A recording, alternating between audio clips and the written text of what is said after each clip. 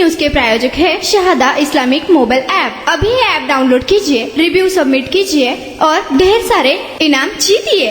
कर्नाटकचे माजी डीजीपी ओमप्रकाश यांच्या हत्येने सगळ्या देशात खळबळ उडाली आहे। महत्त्वाचं म्हणजे या प्रकरणात मारेकरी प्रमुख संशयित पत्नीच आहे। ही बातमी पाहिल्यावर किंवा वाचल्यानंतर प्रत्येक जण हाच विचार करतोय की पत्नीने कसं असं केलं, कुठल्या परिस्थितीतील तिने हे पाऊल उचललं। पत्नीने पतीची इतकी निर्गुण हत्या का केली?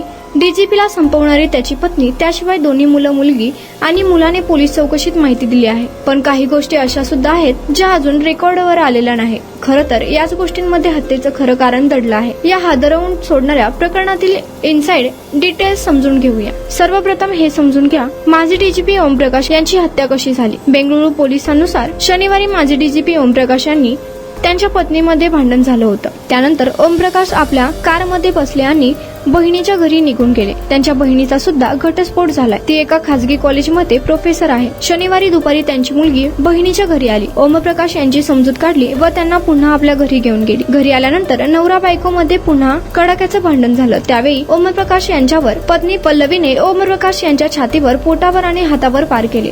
पोलीस सूत्रांच्या माहितीनुसार माजी डीजीपी ओमप्रकाश हे अय्याशी करणारा व्यक्तिमत्व होते।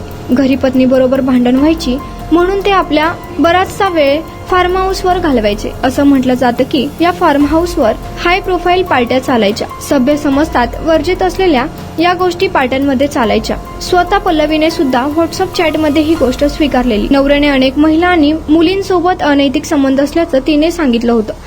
पल्लवीने अनेकदा यावरून नवऱ्याला टोकलं होतं। मारेकरी पत्नी पल्लवीचा दावा आहे की तिने स्वसंरक्षणासाठी ही हत्या केली। पोलिसांनी दिलेल्या जबानीत पल्लवीने सांगितलं की नवऱ्याने आपल्यावर बंदूक रोखली होती। ती गोळी चालवणार होते म्हणून मी त्यांना बॉटल फेकून मारली, तेव्हा ते खाली पडले, तेव्हा चाकूने सपासप वार करून हत्या केली। शहादा एक इस्लामिक मोबाइल ऐप है जो आपके दीन के सफर को आसान बनाता है। इसमें हर मुसलमान की जरूरी खिदमत के लिए कई फीचर्स शामिल है। ये ऐप पूरा मुफ्त है और बिना किसी एड्स का है। ये ऐप में आपको मिलेगा अजान अलर्ट्स, किबला कंपास, मस्जिद फाइंडर, ज़कात कैलकुलेटर, कुरान, हदीथ, अल्लाह के 99 नेम, धीकर, दुआ, dark theme, multi language support, Shahada GPT, ऐसे अन्य कई फीचर्स।